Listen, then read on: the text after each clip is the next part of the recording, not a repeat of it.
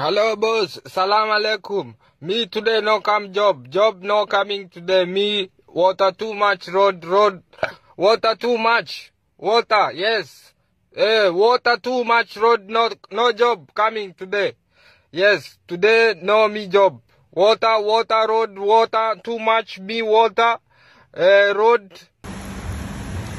Ay mga akla, so ayun na nga, nagising ako ng 6:02 AM. Grabe, bakla, umuulan. Ang sarap may kayakap niyan bakla, pak! Well anyways, ganito nga ang eksena paggising ko, papasok ng opisina. Bakla, nagtsinelas ako bakla. Dahil bibihira nga umulan dito sa UAE at kokoonti lang ang kanilang mga kanal, ay napakabilis namang bumaha. Tingnan nyo yung paa ko, ang cute. Konting ambon, konting ulan, ay lola mo, grabe ang baha. Totoo yan, kasi bihira nga ditong umulan. Kapag nag-change weather lang, saka lang umuulan dito sa UAE. Everyday ba naman akong naglalakad papasok ng opisina? Syempre, para makatipid. Ang ganda-ganda na nga ng araw ngayon at tingin ko hindi na uulan later. Grabe mga akla, nakakamiss ang Pilipinas, lalo na nung nagising ako sa patak ng ulan kasi nga nakabukas yung aking bintana dito sa aking kwarto. Grabe, nakakamiss yung Pilipinas, yung tipong bumabaha pero may pasok pa rin. Syempre sa aking paglalakad, eto na nga ang eksena sa sidewalk, lola mo. Bumabaha kahit sa gilid, nakakaloka. So ayan. Titigan nyo lang ang aking paa. Ang cute, diba? Bahang-baha nga dito. So, iniisip ko, hala, paano ako tatawid sa kabilang kalsada? Paano ako pupunta sa opisina nito? Buti na lang talaga, nagtsinelas ako. At naalala ko nga yung ilog Pasig dito. Grabe, ang taas ng baha, mare. Palong-palo na naman yung mga mekaniko dito sa UAE. Puro ano na naman, puro tag-ayos na naman ng mga makina dahil lubog nga yung iba mga parking lot dito. So kahit anong iwas ko, para akong nasa dagat, inaalon yung paa ko. Kakadiri. Hindi naman sa pag-iinarte, pero matagal kasing hindi nabasa yung sahig nitong mga kalsada dito. Tranay ko nang dumaan dito sa mga buha-buhangin.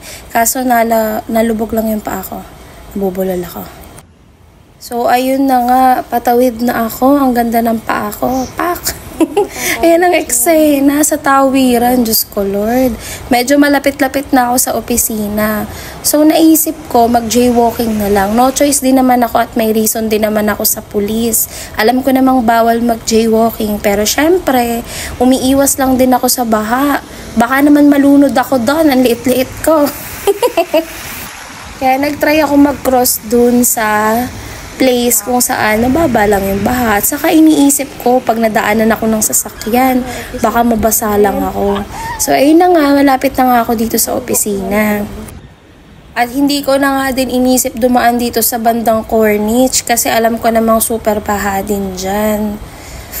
So dito talaga ako laging nadaan kasi mas maikli lang yung dinadaanan ko. So ayun, good news, may daanan kung saan walang abot ng paa ko ang baha.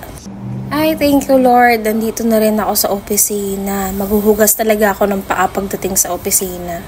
Syempre akla, ganito ang eksena. Diretso agad ako sa CR kasi naman mangangati yung paa ko. Baka magkaalipong nga pa tayo. Nahihirap na. Cute ng koko ko, diba? Syempre, hinugas-hugasan ko ng maigi yung mga sulok-sulok. Kasi naman may halong buhangin yung mga baha kanina, itsura ko dito. Hinugasan ko na rin yung tsinelas ko. Diba, pak?